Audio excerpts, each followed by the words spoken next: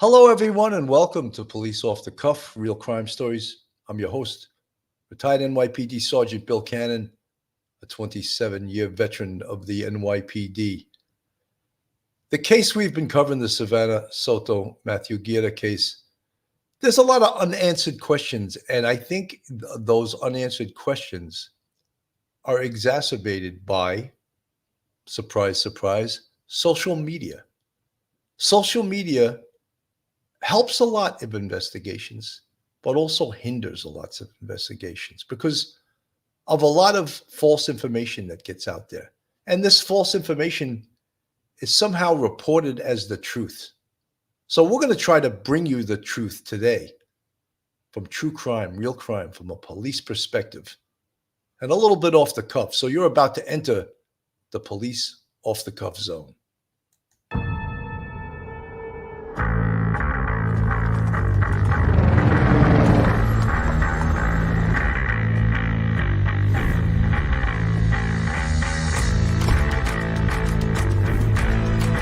There has to be some common sense. Yes, sir. They have the car stopped in 10th and Ranch, Michael Byler. We still don't know who pulled the trigger.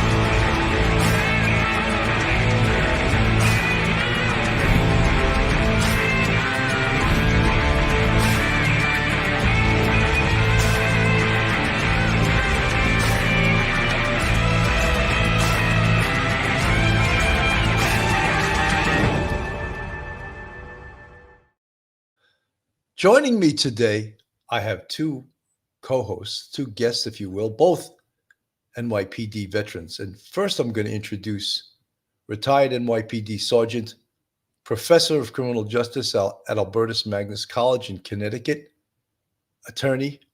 Welcome to the show, Professor Mike Geary. Mike, welcome to the show. Billy, good afternoon. Good to see you. Hello, everybody. You know, Mike, I'm always happy that when I call you with zero notice that you have no life and you're ready to go and do a show. Right. I say that, I'm a I say minute that man. kiddingly.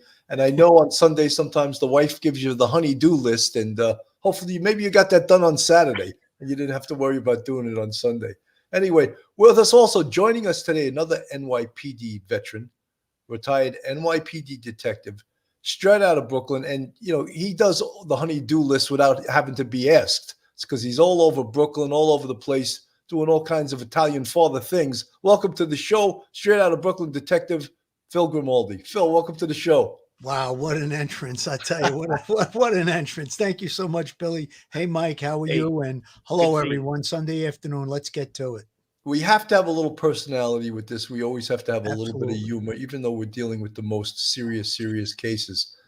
Now, social media is such a big thing. And you know, I compare social media to the press in a way, because we've said on numerous shows, the press, the broadcast media, newspapers, they can be the best friend of the police or they can be the biggest enemy. And I would say almost the same thing about social media.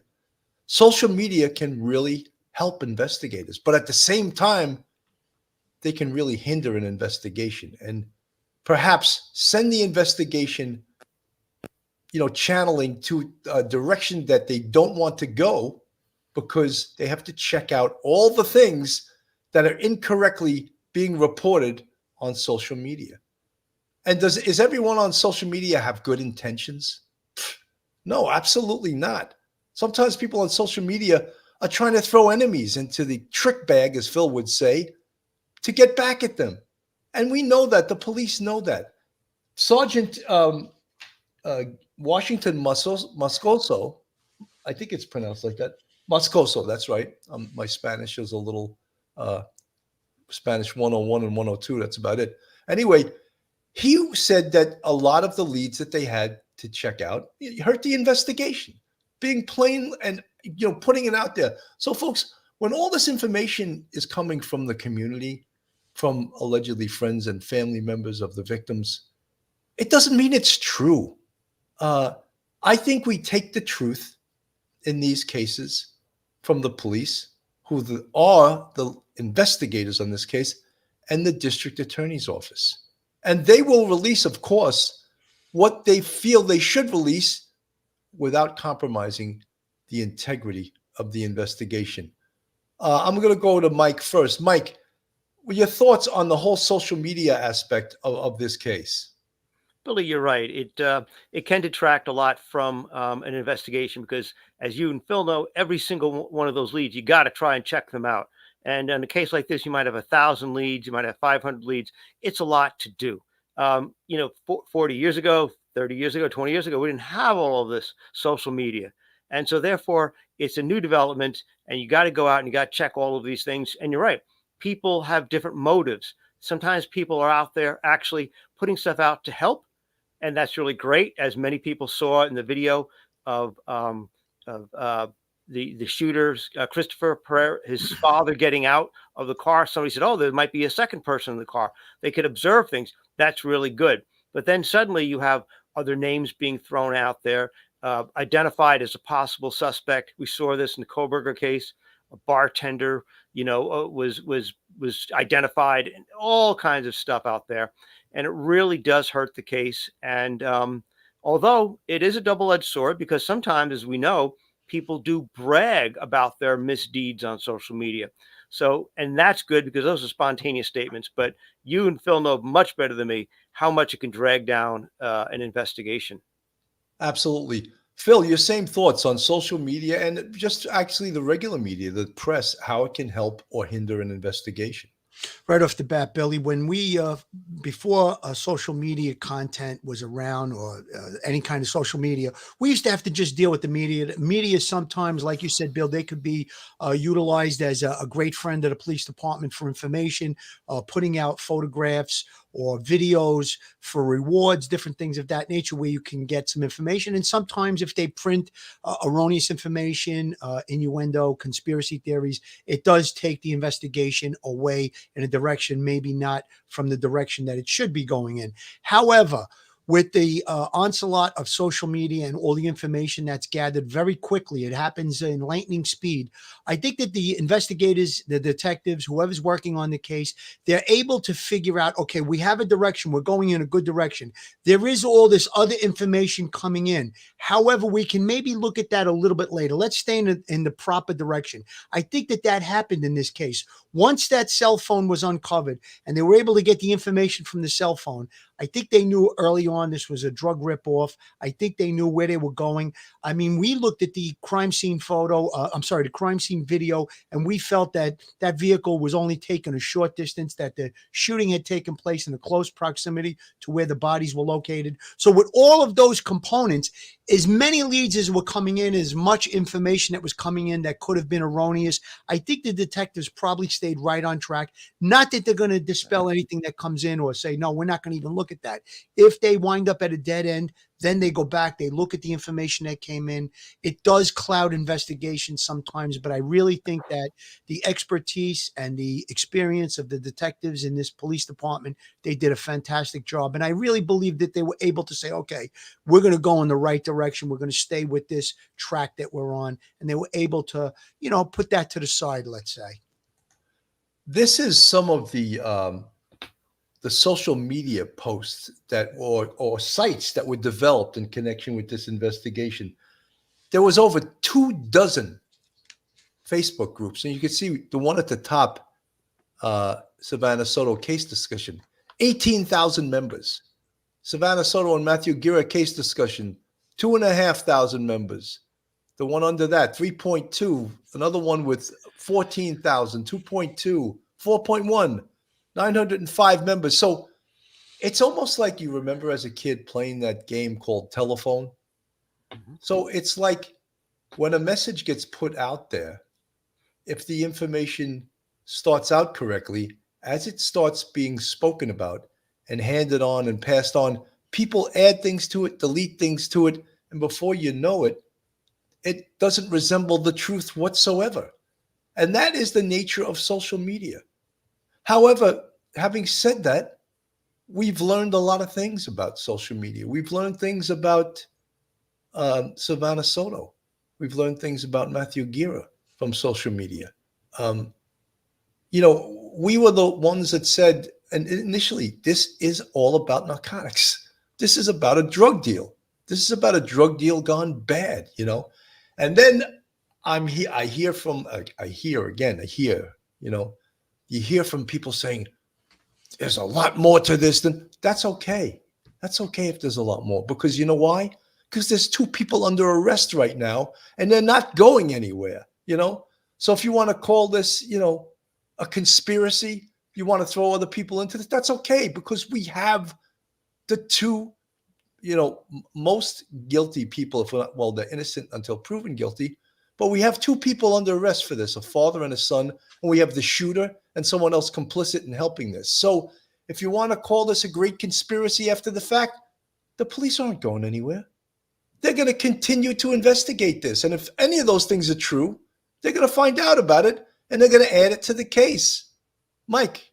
Yeah, Billy, that's one of the difficult things with social media. It is so powerful because it affects everyone's lives and people hear half truths and things like that. And we saw with the Koberger case, the police department doesn't have the ability to stare and answer every single conspiracy theory that is thrown out there. They wouldn't have the time to do the investigation. So when the police don't respond to all of these allegations of conspiracies, then it looks like the police are covering something up, and people then make these gigantic reasoning leaps that are irrational about the police. Oh my God, the police are covering up. Maybe it's some other wild speculation.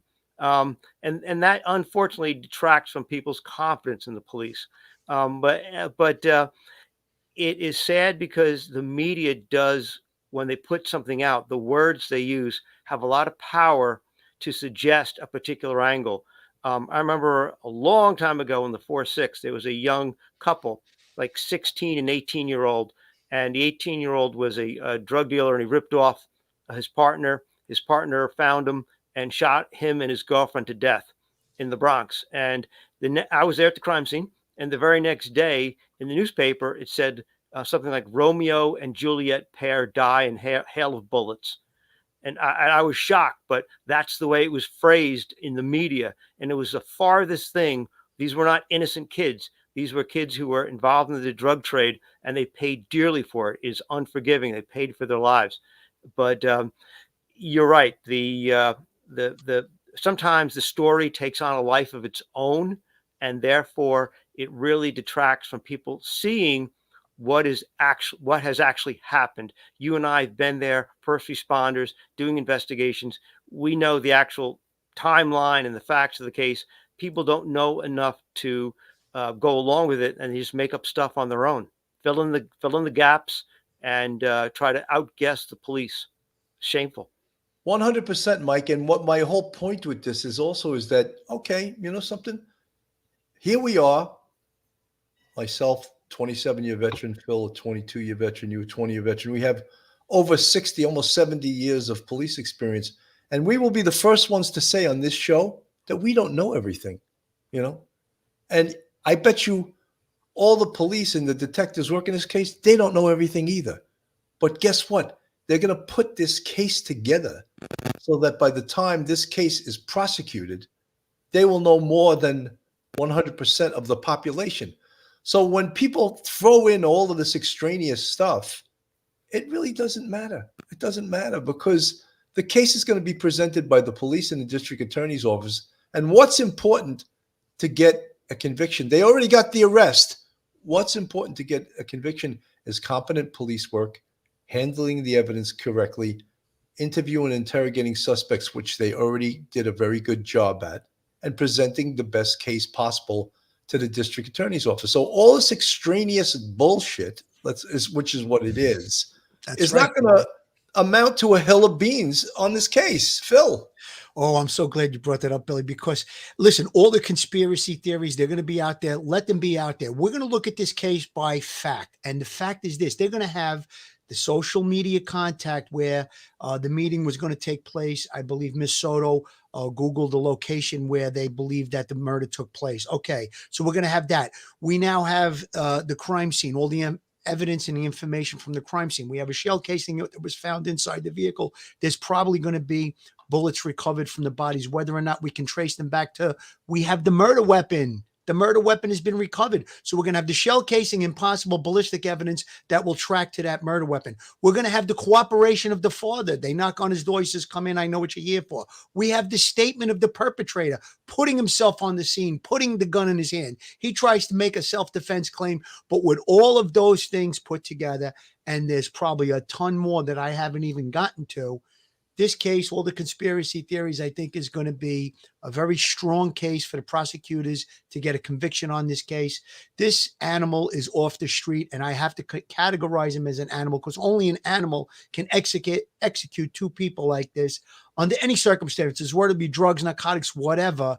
I don't think he had any reason in the world to do what he did. And I'm glad he's off the street. And I think the father was probably thrust into this thing. It's his son, and he gets caught up in it. And, he tried to help him, I guess.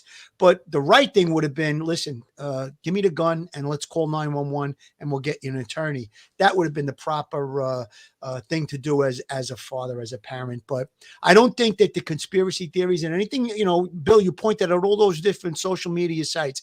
There's going to be a lot of bullshit going around, but I don't think there's going to be too much issue to navigate through it and get this thing into court and get a conviction. Some of the interesting things that I want to bring up also is that there's a great potential that the perpetrator and the victims knew each other, that this wasn't their first interaction with each other. We also understand from the arrest warrant that Matthew Guerra had been shot at before. So he knew what time it was. They were delivering drugs as Domino's would deliver pizzas, they were on social media and you call them up and they deliver your drugs to you. So that is like a ripe for a ripoff for any drug dealer who's selling narcotics, delivering drugs to someone. He's got cash on him and he's got the product on him. Usually, most of the time, they also have a firearm. But let's remember something.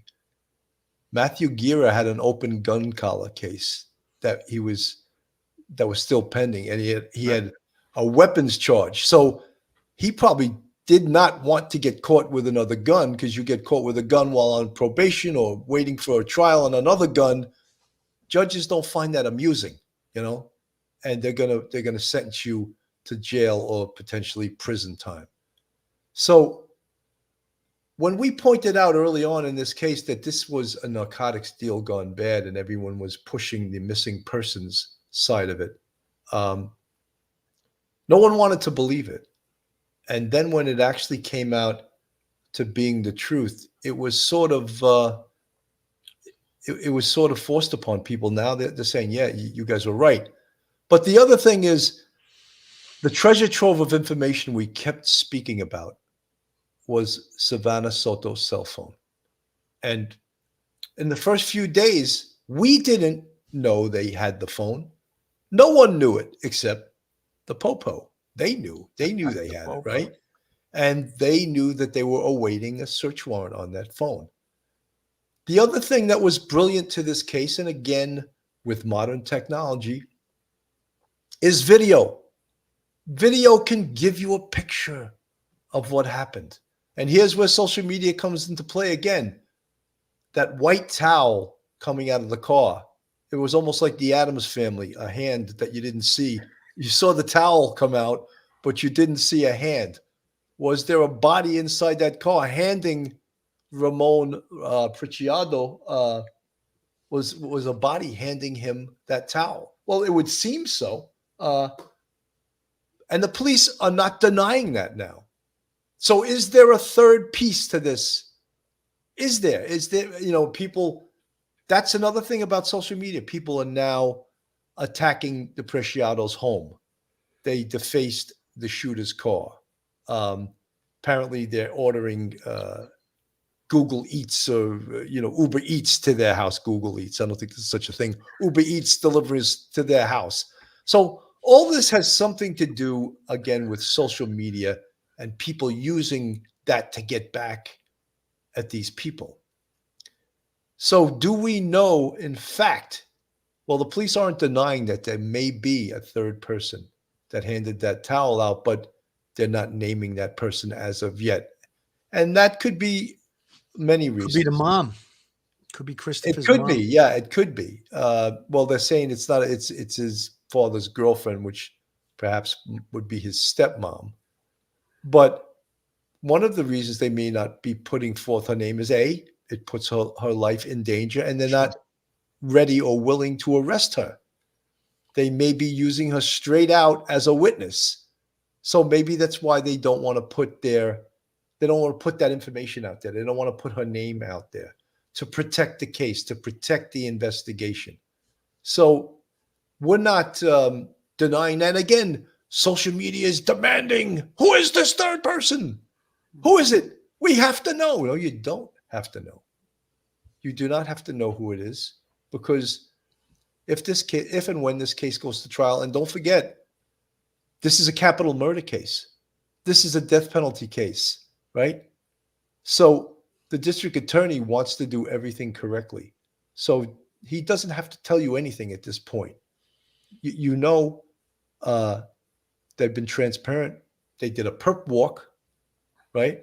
You know the names, you know the addresses of the perpetrators, you know the charges, you know pretty much everything the police said. Well, not everything, but a big part of the case that the police will be presenting.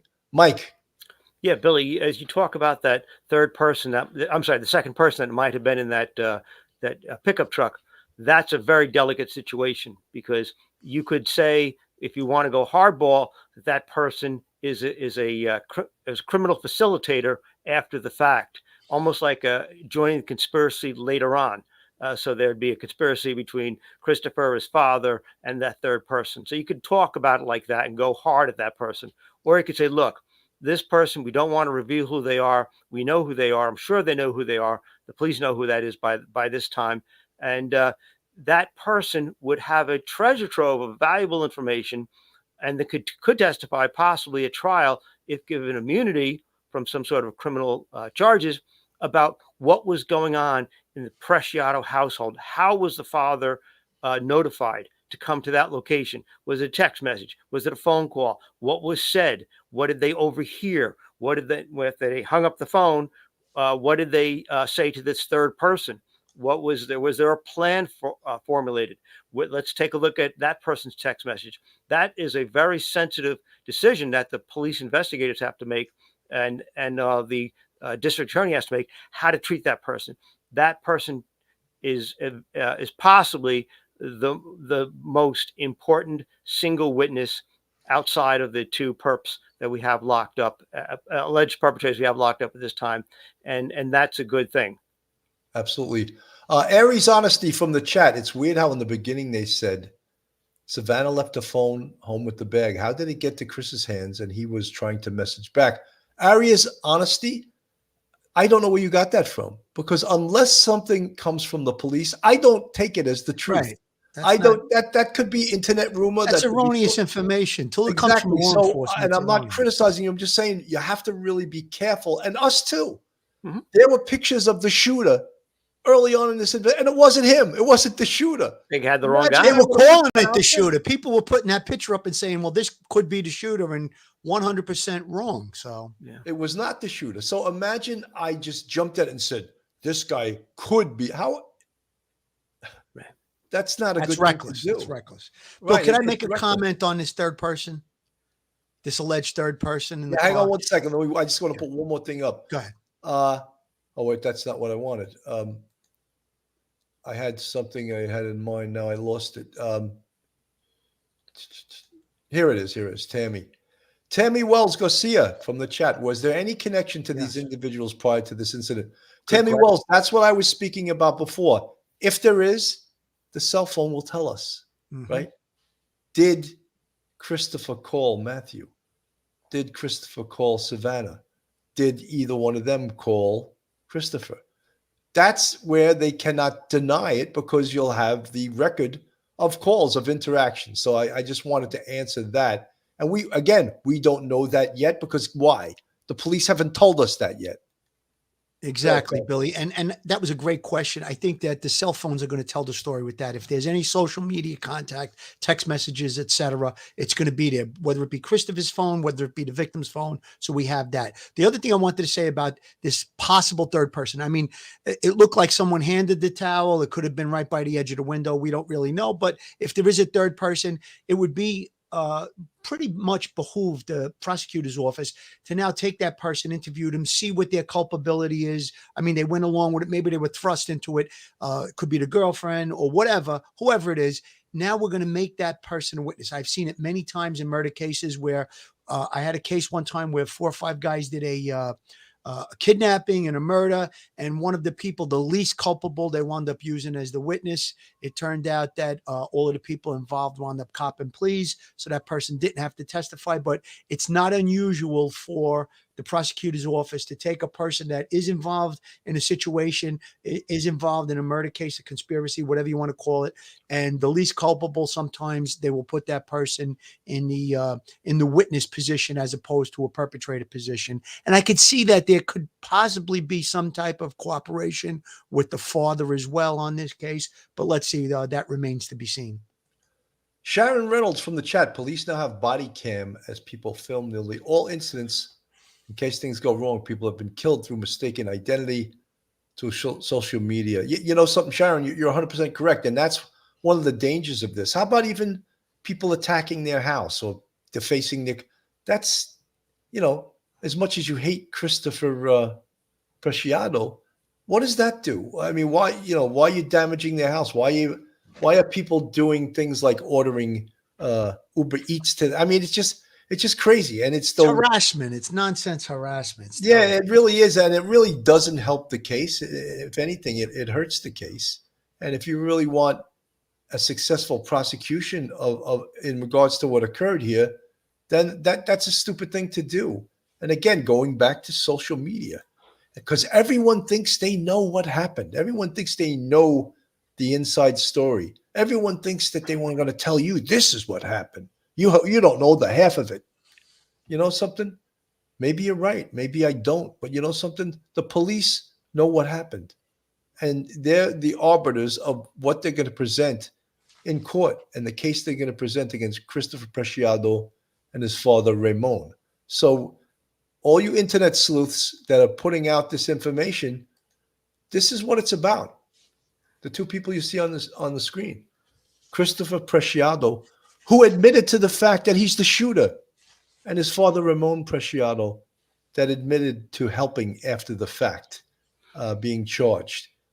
And I want to get to the actual shooting, because when we talk about admissions and confessions, what Christopher Preciado made to the police was a confession. He didn't realize he was doing a confession. He thought that what he was doing was telling about the self-defense thing, how good it was what he did, because he used self-defense. But that's where the science of investigation will just nail him down, because he's allegedly wrestling with Matthew Guerra for the gun that Matthew pulled on him. And he's manipulating the gun, in his words. And somehow he shoots Savanah Soto in a close contact wound behind the ear, killing her. And then he further wrestles the gun and manipulates it, in his words, and shoots Matthew Guerra behind the ear and kills him. 2 shots. Where did these shots take place? That's another thing we can argue about. Was the crime scene inside the car? I don't know. You know why? There was only 1 spent shell found inside that car. And there had to be at least 2 shots. Where's the other shell?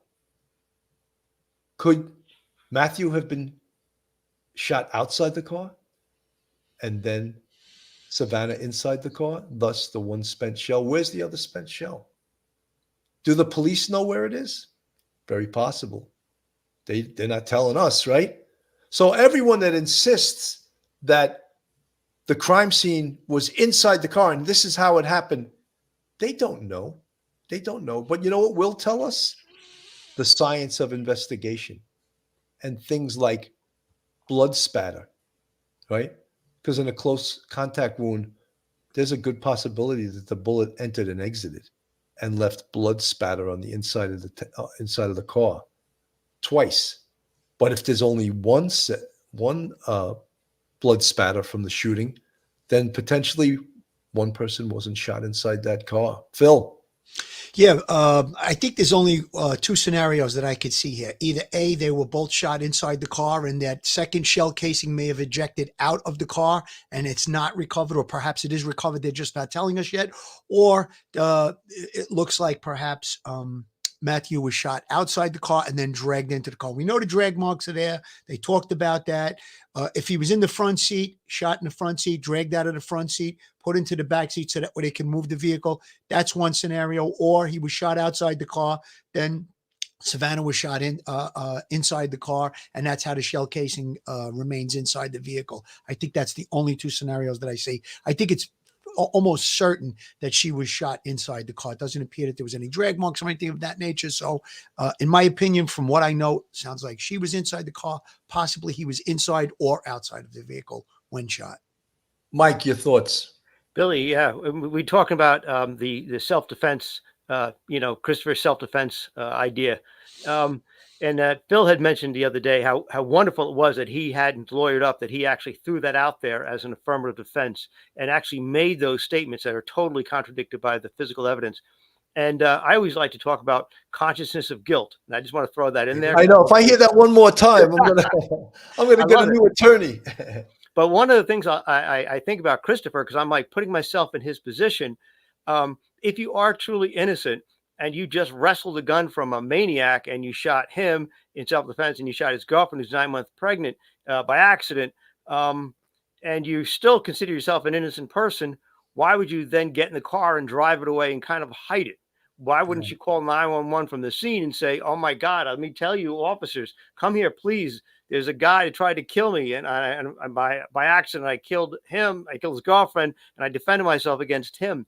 The idea that he would hide that and then call his father to meet him, that just shows that guilty mind. I'll use the term guilty mind from now on. Oh, stay with consciousness of guilt. I like that. Consciousness of guilt has been overused, so you use guilty mind. Okay. Yeah, but that's it right there. That's the consciousness of guilt. Mike, you really laid that out good. I think that was a great point. No, seriously, because you listen, he's buying drugs, but he's buying marijuana, let's say. He's buying some drugs. He gets into the struggle. He struggled. He takes the gun away from Matthew. He winds up shooting. So, and why didn't he call 911? Like you said, he could stay. Listen, I was buying drugs, but look what happened. I was fighting for my life, but he didn't. He showed the consciousness of guilt. And I think, Mike, you're going to wear that banner. Bill is surreptitiously, and I guess in the trick bag is mine. Absolutely. Folks, if you like real crime, true crime from a police perspective, then you're in the right place. Police Off the Cuff, real crime stories. And if you're not subscribed to us, go on our YouTube, hit that subscribe button, give us a thumbs up, and ring that bell, and share us with your friends and your family. We'd appreciate that. And if you want to contribute to us, we have a Patreon with 3 different levels, and we also have a YouTube channel membership with, you can count them, 5 different levels. Real police, real true crime from a police perspective. You're in the right place. Police Off the Cuff, real crime stories. I just want to mention now, when the detective who was assigned, he's referred to as the affiant in the arrest warrant. His name is Detective Jay Goodwin. I don't know his first name, if it's John, James, or what. But when he arrived on the scene, he observed the front right passenger side of the vehicle. Let me just put a picture of the vehicle up on the screen, because we've seen it from many different angles. There you go. There's the vehicle. He observed, and this is Detective Goodwin, a deceased pregnant female inside the front right passenger seat. Due to her affiant knowledge of the female in a previous murder case, he's talking about the murder of her brother that occurred in 2022. I think her brother's name was Ethan. He was 15 years old. The affiant recognized the female to be that of the missing female, of course, Savanah Soto. The female appeared to have trauma to her head. He's observing this as he goes to the crime scene. He also observed the backseat. He observed the deceased male in the backseat of the vehicle. The deceased male resembled the boyfriend to the female. The male had an apparent gunshot wound to his head. It appeared the male had been dragged into the vehicle. The detective didn't observe any weapon near the male.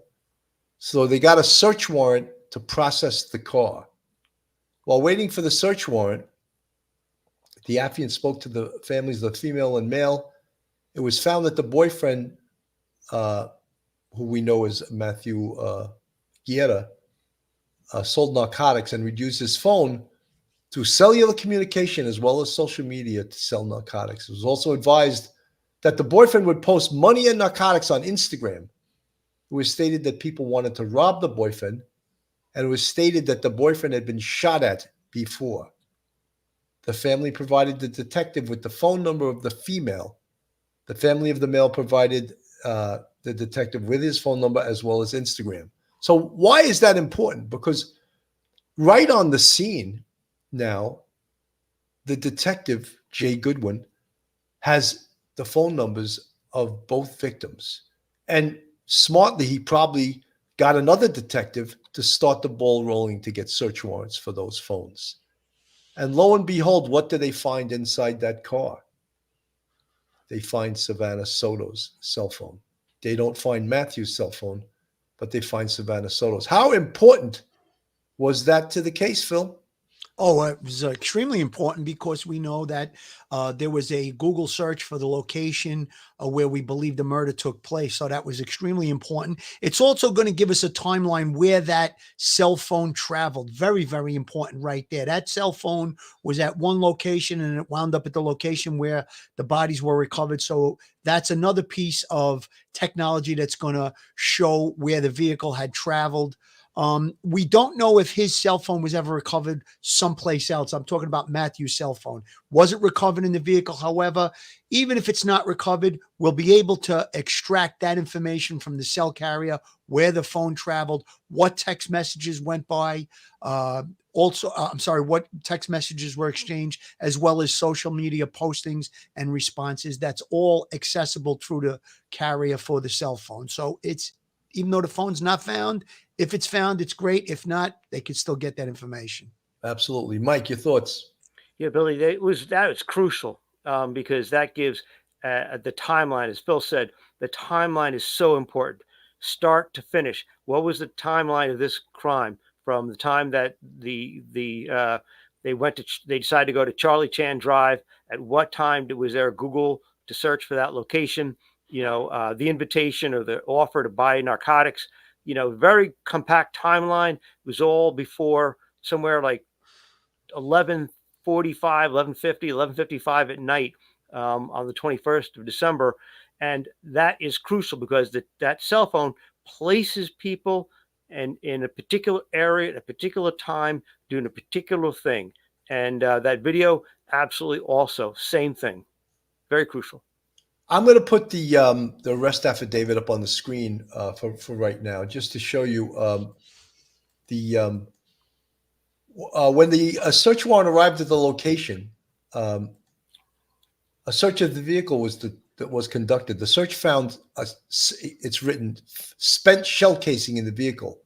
However, there was no weapon recovered in the vehicle.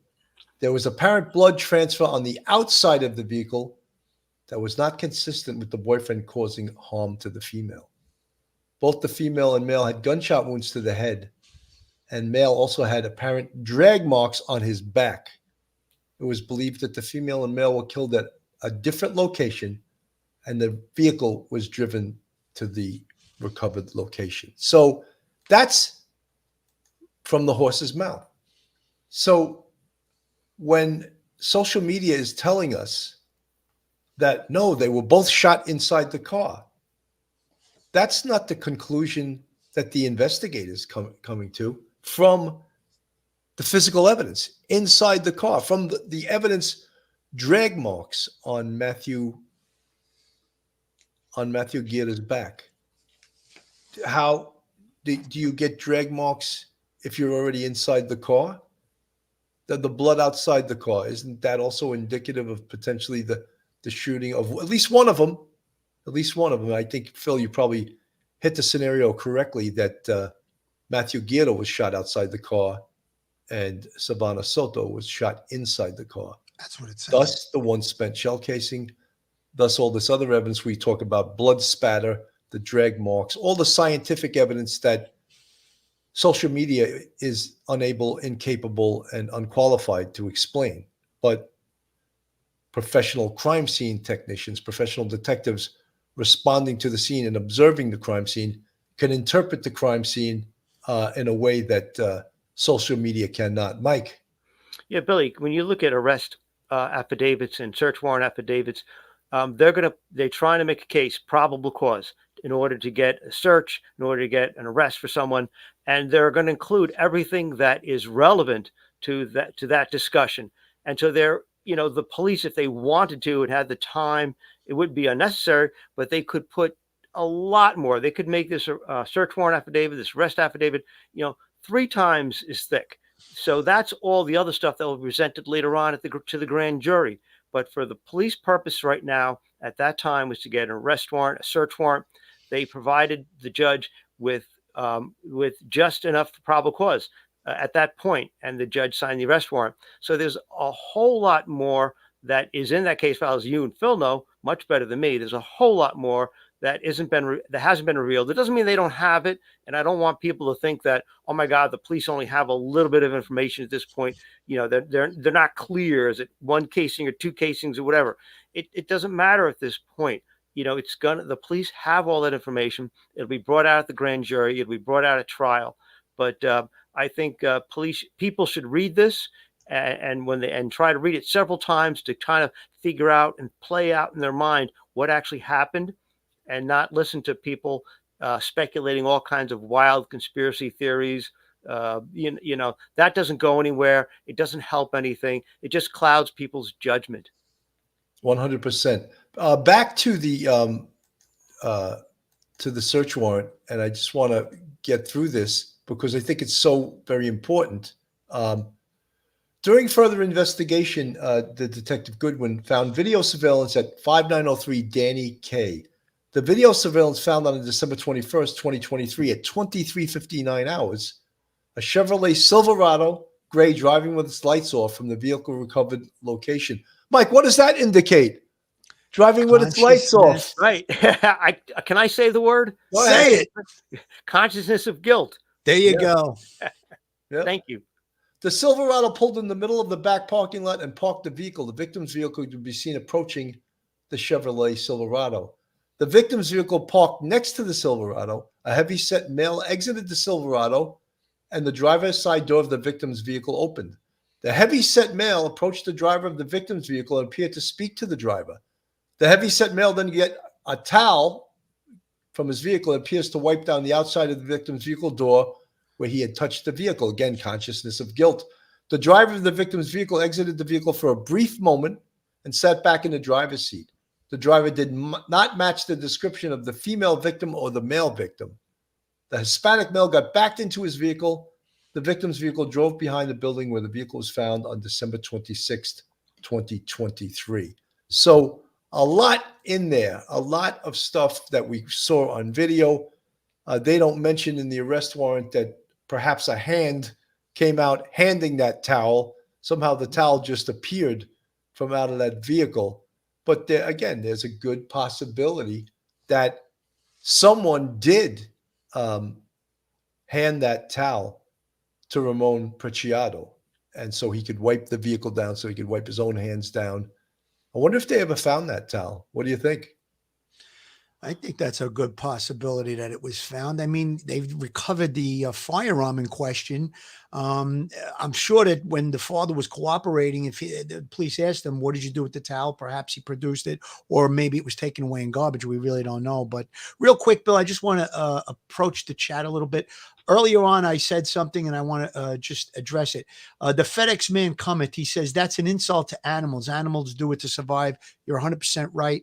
I called Christopher an animal. He's a savage. Another one real quick. What drugs were involved? This is Catalina. What drugs were involved and how much? We really don't know. We know that there was some type of sale going on with Instagram or Snapchat with the victim in this case. We don't know exactly what it was. We believe it might have been marijuana. If I did hear that, I don't know if that's 100% correct, but we don't know the amounts and we don't know what drugs at this point. Absolutely. Aries honesty, the police got a hold of her phone when Matthew's brother's girlfriend messaged Savannah last week, and he saw they were messaging back. The brother said it himself. They thought it was Chris. But, Aries, again, this is all like double and triple and quadruple hearsay. So we can't report that as the truth. Yeah, I'm sure there's a lot of this will turn out to be true. But we cannot just report that as the truth based on, rumor and innuendo. And if it is true, it just makes this case that much stronger.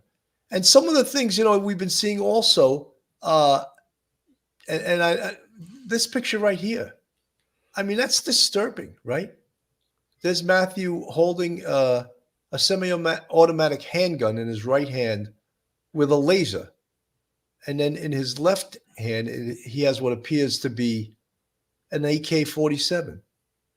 So what does that tell you about the victim here? And again, we have that other famous photo of right here of posing with the 7 or 8 inch wad of money. Those are all telltale signs of being involved in the drug trade, potentially being a gangbanger, or both. You don't just start out with all these accoutrements day one and say, "Oh, give me the drug dealer kit. I'm going to buy my AK, get my 9 with the laser sight, get my bling, get my this, get my that." No, he was in the game. He was in the game, and this is a dangerous game where people will kill you for very little amount of money. So it's like, as much as we sympathize with the families, and no one deserves to die the way they died, it's sort of understood. You play in this game, you're going to die a violent death. It's just the way it is. Phil. Billy, quick point about undercover police officers in the Narcotics Bureau of the NYPD. Any undercover, now we have undercover officers that will go secrete themselves into a drug location and try and buy drugs, and then develop enough information and evidence to arrest the person selling. But any undercover, and there are many in the NYPD, past and present, any undercover that stays in that position for a period of time, they always get robbed. Always. I dealt with numerous shootings in Coney Island when I was in the 6-0 squad, where undercover police officers go into the projects, buy drugs. They would get robbed. A lot of times shots fired. Thank God none of the officers were seriously injured or killed. But any undercover that does that, and Billy, you're making the point, it's a very dangerous trade. It's not a game. I don't know why these kids get sucked in by it. I guess it's the money. It's the affluence in the community. But to put pictures like that he put on social media, just it's heartbreaking to see the youth of America doing stuff like that today. But extremely, extremely dangerous business. Juror 13, no one in law enforcement has stated Savannah was shot behind the ear, not the medical examiner. So how is that being stated as fact? Where did it come from? It actually did come from the police press conference. I believe Sergeant Moscoso said they were both shot, close contact wounds behind in the head. Maybe behind the ear. That came out from some other. And again, I could be wrong. Maybe it's no police reports. It was in a press conference, which there were multiple press conferences, both by the chief and also Sergeant Moscoso. So, but you're right. There has been no medical examiner's report, the results of the autopsy, but it was reported early on that both had been shot, close contact wounds behind the head. And that was told maybe by the police to explain perhaps the crime scene and to explain where they think the crime scene was. But they fully admitted they didn't know if Matthew was shot inside the car. It says it in the arrest warrant that they're not really sure. They just know the vicinity of it. So perhaps they didn't find the second spent shell that would give them a better idea. And the Christopher Preciado, one of the things I wondered about when in his statement was he makes that self-serving statement about how Matthew came up and pointed a gun and they wrestled and he shot Savannah and they kept wrestling and then he shot Matthew. The police, what detectives would do is they would take that statement down, get him to sign it, and then they would re-interview him and say, look, your first statement is nonsense, absolute nonsense. And they would confront him with that. That's exactly what they're supposed to do. I would like to know the results of the second interview with him. Phil, you could talk better about this. You took these statements. 100%. Take all the information. Let him tell us whatever it is. You're in the room. You're in the box. You're going to present him with, listen, we know you're getting charged with murder. Help yourself. So he starts giving that information. Take it all down. And then you're going to pick apart the parts that you think are untrue. And you're going to hit, like you said, Billy, perhaps you get him to write it out, sign it. And then you're going to say, you're going to go into court with this. I mean, it's really not logical that you did all of this struggle, and the evidence is going to show. Maybe he shuts down at that point, or perhaps maybe he may tell the truth. It doesn't seem like he came with a different story. It sounds like he stood with this same self-defense, self-serving statement. But again, we don't know. We don't know for sure. We don't have the case folder in front of us, but that would be the tactic that I would definitely do. I would let him tell me everything. I want it all. I would go over it several times. How did it happen again? Explain this part, explain that part. I want a very detailed statement from him. Then after he does that, that's when I'm going to pick it apart and try and get him to tell me the truth. Krista C., can't they tell if they were whacked in the car? Wouldn't the car be blood spattered all over? Yes, but 100%. they can't. If both of them were shot in the car, that would be consistent. There would be blood spatter. But what we are thinking, and again, we have no access to the crime scene. We don't know. They haven't done the crime scene report or made it public. There was one spent shell in the car that was recovered. Therefore, there's a possibility that Matthew was shot outside the car. We don't know the crime scene. Yeah, if he was shot, it appears that he wasn't shot in the back seat. He was dragged into the back seat. Right. So, yes, there would be forensic indicators if both of them were shot inside that car. And we don't know. Again, we're not privy to the crime scene. They haven't discussed the crime scene anywhere.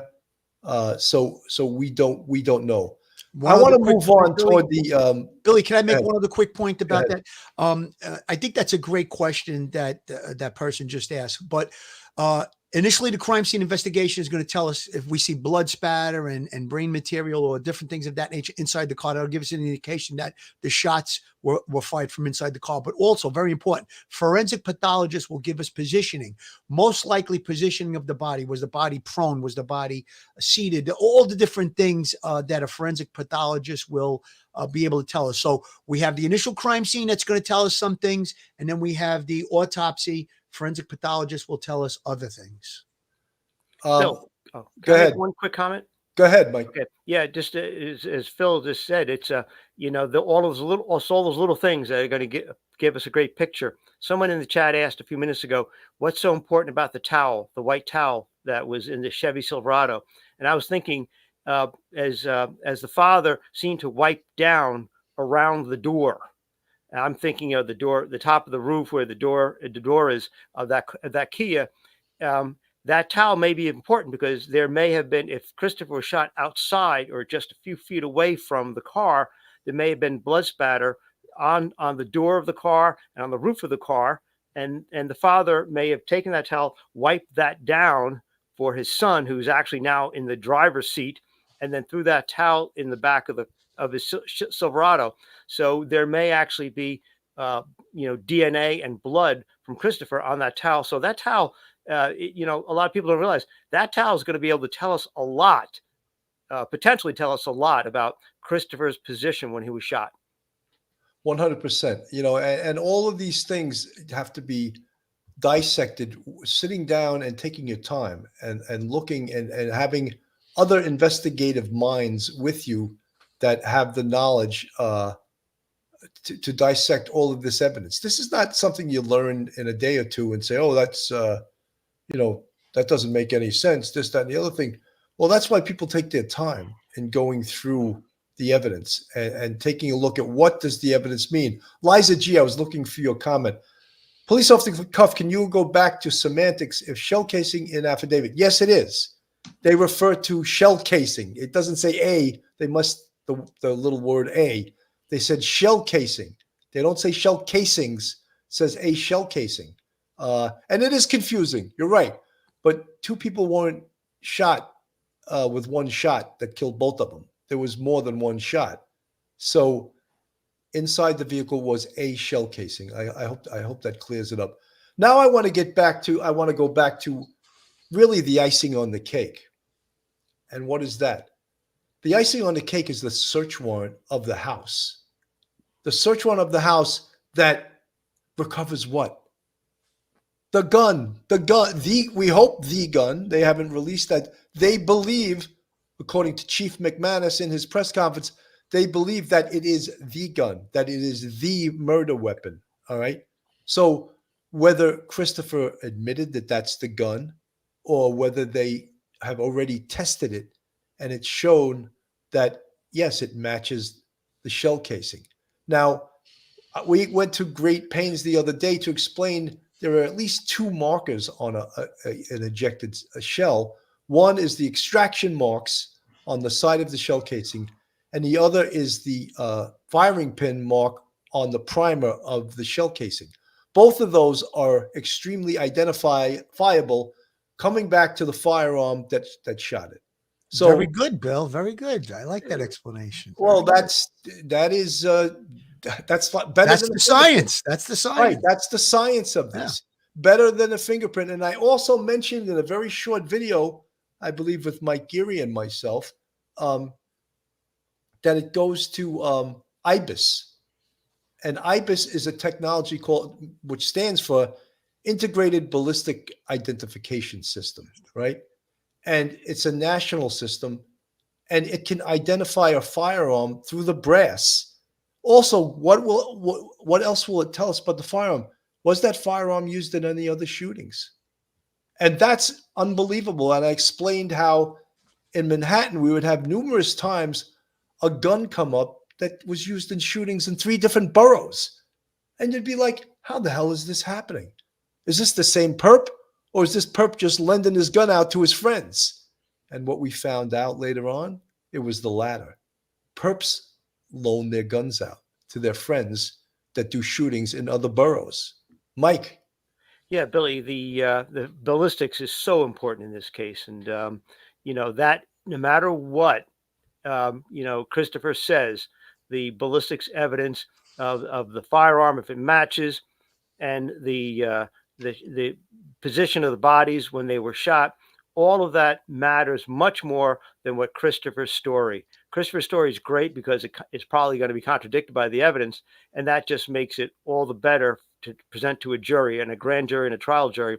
But nothing speaks about the consciousness of guilt, and I love sneaking that in there, than the fact that that gun was used to shoot 2 people, and then it was hidden in the house, and they found it right there. And so that was fantastic. And I'm glad, as a 19-year-old double homicide, alleged killer, that he didn't do the smart thing that a much more experienced killer would have done, would have been destroy that gun as fast as possible, dump it somewhere, get rid of it. But get thankfully, rid of the murder weapon. Yeah, just thankfully he didn't. And so that is huge, because that's science. That's not emotional. That's not people's feelings. That's science. Billy, I got to make a comment about the gun. First off, I got to say, Bill, you're going to give Ed Wallace a run for his money on that description of the. I don't know about that. I know a lot of shit. Maybe not as much as Ed Wallace, but that was pretty good, because I had a case with shell casings, and when a bullet is extracted from the gun, you're right. There's the hit on the firing pin is very, very distinct from the firearm, and also the striations that when it ejects, it makes certain marks on the shell casing that are identifiable to the gun. But here's something else about the gun. Very, very important. He's going to claim in his statement that he wrestled this gun away from Matthew, and he wound up shooting Matthew and accidentally killing Miss Soto. But they're going to examine the gun.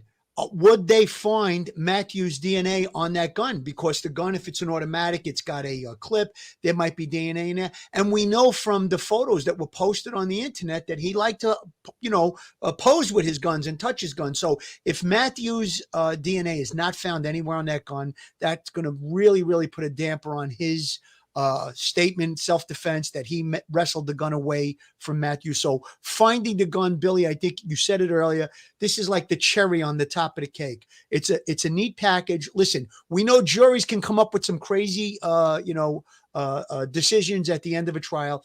But with this case, I don't think you could have anything more than what we have. We have the murder weapon, we have the motive, we have video evidence, we have a lot of different things. We have the statement from the father, we have the statement from the perpetrator. So I think that the prosecutor is probably delighted to proceed with this case and to prosecute it. Maybe there's more evidence that we don't even know about, but that gun being found, very, very, very important to this case. Erica Olson, wait, someone just, I saw someone ask, I clicked on the wrong one. Oh, here we go. Anastasia 715. How often is DNA found on guns, though? I'll tell you, Anastasia, there was a case in New York City where a police officer, Russell Timoshenko, and his partner pulled over a car, right? The car had very dark tinted windows. I don't even believe they got to the car and they started blasting from inside the car. Russell Timoshenko was killed on the scene. His partner exchanged fire. The perps all took off out of the car. They started running. Inside the car, and I'm not sure exactly how many, but there was numerous guns, and there was chicken bones inside the car. They had been eating Kentucky Fried Chicken. On the trigger guard of one of the guns that killed Officer Russell Timoshenko, they found the DNA of the perp that fired the gun. Amazing work. On the chicken, they identified the DNA of another perp that was eating the chicken. So they were able to identify the shooters without a physical identity, without someone seeing an eyewitness identity through their DNA. So it happens. And that case is pretty old, Billy. That case is not that current. That case is probably about 8 or 10 years ago, I believe, maybe even more. So the DNA technology has really, really come forward a lot since then. And like you said, Billy, that was a Brooklyn South case. I remember that very clearly. And the DNA being found on the trigger guard. How big is a trigger? It's not that big to pull DNA off of it, but they were able to get convictions on that case. Absolutely. Nadi Gabri, the lieutenant, said they had the murder weapon, yet no forensic tests have yet been completed. Well, they're not in a rush. They'll do it. Right.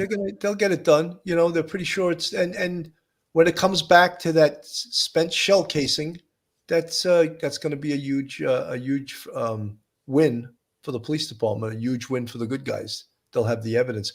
The other thing about the gun that we didn't mention was the gun's got a history. The gun's got a serial number, right? So if they can prove that Matthew Guerra never had that gun, but somehow it's, say, related to Ramon Preciado or Matthew, or they can prove that they had that gun, how is it that Matthew came to the scene with your gun? You know, how is that possible? So again, another and I'm not saying they're going to be able to prove that, but there's a possibility they may be able, the history of that gun, which they always do, through alcohol, tobacco, and firearms, they run the history of that gun. Where was that gun? Is it a stolen gun? Is it a defaced gun? Where was that gun? Who last owned that gun legally? Now, Christopher Preciado apparently didn't have a criminal history. Could he have bought that gun legally? Yeah, he could have, right? So it may be registered. I'd say the chances of it being registered are pretty slim. But there are still ways that you can prove that that gun belonged to him. Phil. Absolutely, Billy. Listen, he could have traveled out of state and purchased that gun legally or with some kind of identification. So the track of that gun is going to be very important, Billy. If they can narrow it down that it came from Christopher, all well and good. Or, where it came from. If it was stolen, perhaps they could tie him to that. But I don't think they're going to be able to tie it to Matthew. It seems clear to me that this gun was in the hands of Christopher and it was his gun, even though he's going to come up with that self-serving statement that it was self-defense and he wrestled the gun away. Whether or not they're able to do that, perhaps the serial numbers are, taken off the gun to a point where it's not traceable. I think we still have a very, very strong case against Christopher in this situation. You know, all of the innuendos, this is what we think happened. This was a hit. Matthew owed Christopher money. That's never been reported by the police. The motive has never been reported. But the police said early on, Sergeant Moscoso said this was a drug deal gone bad. He said that right in the press conference. It was all about drugs. And in the arrest warrant affidavit, the family said the same thing, that this was about drugs. You know, they were both involved in the game. They were both involved in the drug trade. So, not to give anyone an excuse to do what they did. It was horrible, and we sympathize and we mourn with the family of the Guerras and the Sotos. A horrific situation, but we can't help but think that, you know, this is part of the bad things about this country, is that, you know, a lot of young people are involved in the drug trade, and they learn the hard way that the fast money comes with a price, and the price is your life. So our dissertation here that we started out with, did social media help with this case or hinder this case? And you can decide. I have my own opinion. I think it's a double-edged sword. I think social media helps, but it also hinders, because it also makes the police work 10 times harder than they ever had to work, because they have to disprove all the false leads that are coming in from social media. Mike? Billy, it helps and it hurts. It's a two-edged sword. You know, the technology, the cell phone technology and the ballistics technology is the main things. But the social media, people put stuff up there spontaneously, and you know, and sometimes they get things right, and sometimes they get things wrong, and it's difficult for the police to have to deal with all of that stuff as a real distraction. But when people like you know, Matthew and Miss Soto, Savanah, put things on social media themselves, and then maybe Christopher Preciado puts things up on social media, it adds a little bit of background information and sets the tone, or sets the stage for what has happened. So it gives people a fuller understanding. So sometimes it is good, and sometimes it is like the worst detriment for a police investigator. Absolutely. Bernie Heaven, no ballistics report in yet. Oh, Matt carried a weapon. Casing could have been from prior events. Open minds. How can Grimaldi be so sure? Speculation. No, it's not speculation, because once they do the test, we'll know for sure. right, Yes, right. this spent shell matches the gun that they have. And if it I just highlighted that. I was going to comment on that. I'm glad you put it up, Bill. I'm not certain that it could be a shell casing from a previous encounter of him firing a shot, because we know he did carry a gun. That's 100% possible, but it's more likely you have two dead bodies in a vehicle. You have a spent shell casing inside the vehicle. I'm going to say I believe it could be the fired from the murder weapon.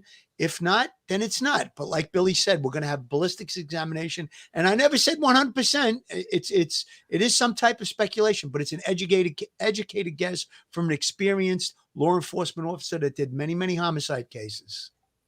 Absolutely. So, folks, that's going to be about our report for today. I think it was pretty interesting. We had a pretty interesting panel here.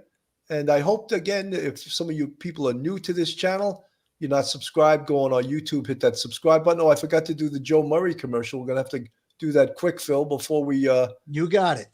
Here we go. Put that up on the screen. Joe Murray, attorney at law. Now you see it right there on the screen. Now, if you happen to find yourself in need of legal counsel in the New York City and surrounding area, Joe Murray is your man. He's not only an experienced criminal defense attorney, he's also a retired 15-year member of the NYPD. So he literally knows both sides of defense. If you need to get a hold of Joe, his website is jmurray-law.com. His telephone number is 646-838-1702. Or you can email Joe at jmurray-law.com. Joe's a big supporter of police off-the-cuff real crime stories, and we think he's a terrific criminal defense attorney. Mike, I'm going to go to you next. Your final thoughts. Oh, possibly. I just want to thank everyone for tuning in for the show, and everyone just sit back and take it slow. And when the police are ready to release information, the district attorney is ready to release information, they will. Silence doesn't mean that they don't know what they're doing or they're conspiring or something like that. It means that they are processing all of that information. It takes weeks and weeks to get this all done. So just be confident. The San Antonio Police Department did a fabulous job. Absolutely. Phil, your final thoughts. Final thoughts. We went through this case and we talked about the social media, a little message to the youth, people involved in social media, and even the families. This is not a game, this drug business. This is a tough, very violent, horrible thing to get involved in. Hopefully there are lessons here for the family members and just the general public. Time better spent doing something legal than this stuff. It's crazy. And then I don't know why kids are so drawn to putting stuff like this on social media. I guess it's the world we live in 2024. Listen, God bless these victims, and prayers for the families, and prayers for the victims themselves. They didn't deserve to have met the fate that they met in this case. This case was very interesting to me as an experienced investigator. I saw a lot of different things going on in this case, and we have to applaud the San Antonio Police Department and any of the investigators that worked on this case. This case was brought to a successful conclusion pretty quickly. Now we just wait for the prosecution, and I'm sure we'll stay plugged in on it, and we may do some more shows in the future on this. So, folks, Phil mentioned we mourn for the victims, and there's 3 victims in this case. We always have to remember, and we mourn with their families. And we, as Phil said, we applaud the San Antonio Police Department. They did a fantastic job, and going forward, I think they're going to have a successful prosecution. If there are any other missing pieces in this case, I'm sure they'll find them and they'll put them to bed. Have a great Sunday afternoon, everyone. Thanks for tuning in. Police Off the Cuff, Real Crime Stories. God bless. Stay safe, everyone. One episode just